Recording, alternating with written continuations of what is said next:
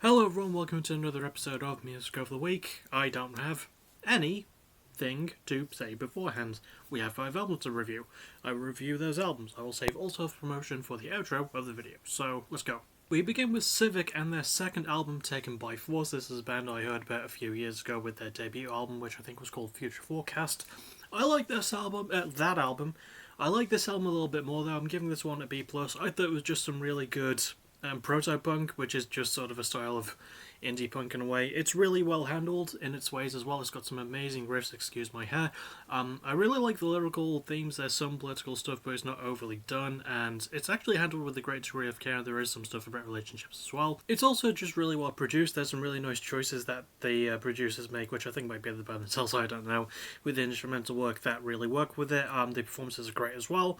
It's structured quite nicely too for an album that's not that long, so yeah, I highly recommend giving it a spin. Fair warning though, the last song is just 3 minutes and 45 seconds or somewhere around that of just ocean sounds, and I don't really know why the band made that choice. I mean, there's 12 songs, and the middle 10 are actually songs. Like the first one's like a hype up intro track with some good instrumentation, but that's about it. And the last one's just like a bunch of waves and stuff. So I don't know. Next we have some symphonic metal, specifically Dutch symphonic metal. We have Delain with their new album Dark Waters, and which, like most Dutch symphonic metal, especially those with with female lead singers, although this one does have a new female lead singer, which I'll get to soon.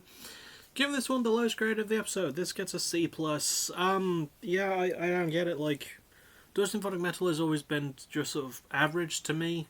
I think the one thing that does say this is the fact that they do have a new vocalist named Diana Leah, or something along those lines. I don't know if I'm pronouncing it correctly. She does a really good job, though. I think she fits in the role quite well.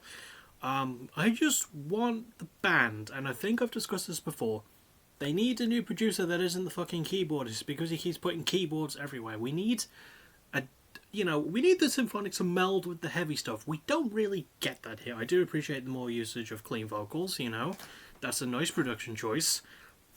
But I just want a bit less keyboard with it. I don't hate the keyboard, I just don't want it to be fucking everywhere, Lyrically, it's about the same, some, themes of relationships and fancy sort of ting, some personal stuff as well. Instrumentation is not horrible, and the performance is great too. Again, the new lead singer, she does a really good job. I just don't think the production really helps, and the structuring. It's a 48-minute album, and it feels a bit longer. I don't know. It just didn't really change much. It blurs a lot. I don't know. I feel like Delain are a band that have a lot of things going against them, and as soon as they fire their keyboard as a result of their producer, that problem might go away. I just don't like his style. I don't know.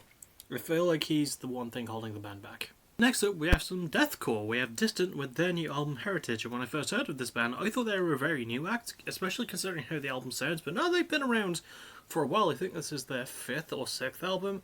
I'm giving this one a B, though. I thought it was just some really good, no bollocks, straight up, smash you right in the face deathcore. Also, one of the songs has like 16 fucking vocalists on it, which I think is the title track of the album, or the song Argent Justice. So it's one of those two. But still, yeah, that is a lot of really good talent to bring in as well.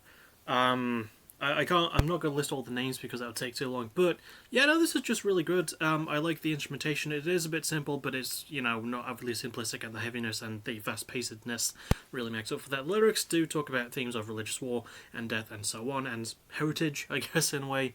I was going to say usual band stuff, but it's usual deathcore stuff, I think. Although this is my first time hearing Distant, so. Yeah, not my first time with deathcore though. I think people know that by now. Performances-wise, really good. Production's really, really nice as well. I like how clean and polished it sounds for a deathcore album, and I think usually I would have a problem with that, but I don't know. I think it works really, really well for this one. It doesn't have too much of the detail, but again, keeps things nice and clean and fresh, and quite like the structuring too. Just a whole barrage of blasty, good beat blasty deathcore stuff. So if you're into that, I recommend give this one a spin. I thought this was quite a pleasant surprise. Next up, we have the second most anticipated album in this video. We'll get to the first very soon. In fact, the album after this. We have Pierce the Veil with their newest album, The Jaws of Life. It's their first album in 7 years, and yeah, Pierce the Veil still absolutely slap. Highest grade of the episode, giving this one an A. I loved it so much. I really like Pierce the Veil, and I'm glad that they're able to bounce back after all the shit that happened over the past 7 years. I think they obviously wanted to get this out sooner, but the pandemic put a really, really nasty hold on things. It doesn't change the fact that the album is still very, very well written. From an instrumentation standpoint, it's still as eclectic and experimental. A bit more subdued, which I appreciate, and there's a bit more of a sort of pop-punky focus at times, but no, I like it how they mix it with other stuff, and it's just something that works really well. Vic Fuentes is an amazing vocalist. The entire band is still great as well. Lyrically wise, there is sort of a heavier theme on love and good relationships. It's just a very healthy album to read through, which I can appreciate.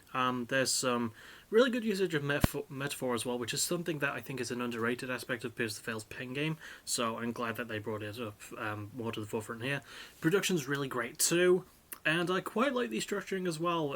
It's over 41 minutes long, it fills that time very, very well. Yeah, Pierce the Veil are just a really good band, and I'm glad that they're the one band of like that weird mid-2010s post-hardcore emo era. They're actually trying a lot of new shit, and a lot of it's working, so yeah, no, absolutely go and check this one out. I really liked it. One of the most anticipated albums of 2023, and an album I bet you never thought I'd fucking cover.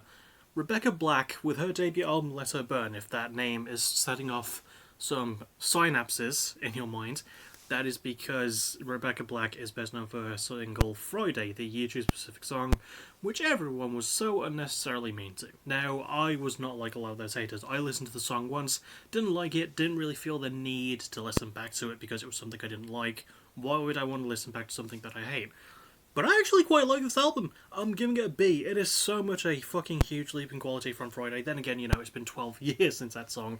And Rebecca Black possesses this amazing self-awareness about it. Like, she hates it looking back at it, and she doesn't focus too heavily on that on the album, which I like in terms of her lyrics. She does focus on, like, broken relationships, her queer identity, and it's a really good focus of things too. She's a really good performer. I like that she goes for more of a dark edge in terms of her delivery as well. And I think it was something that was kind of unexpected by people, but especially on a debut. But it almost gave me some Mothica vibes at times. It didn't work as well as it does for Mothica, but I appreciate that Rebecca Black is putting the most that she can into it as well.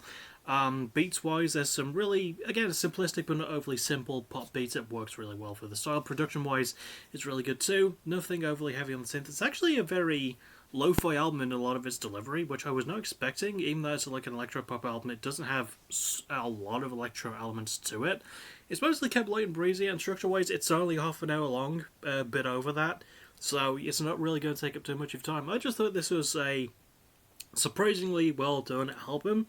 And I wasn't really expecting to hate it, but I wasn't expecting to like it as much as I do, so weirdly I give this one a recommend as well. And that will about do it. As always, I'll give the necessary album rankings from lowest to highest. So lowest would be Delay with Dark Waters, then Distant with Heritage, then Rebecca Black with Let Her Burn, then Civic with Taken by Force, and then obviously number one, Pierce the Veil with Jewels of Life. But that'll about do it for this. The next thing I'll see you for tomorrow night will be PBW vs AVW.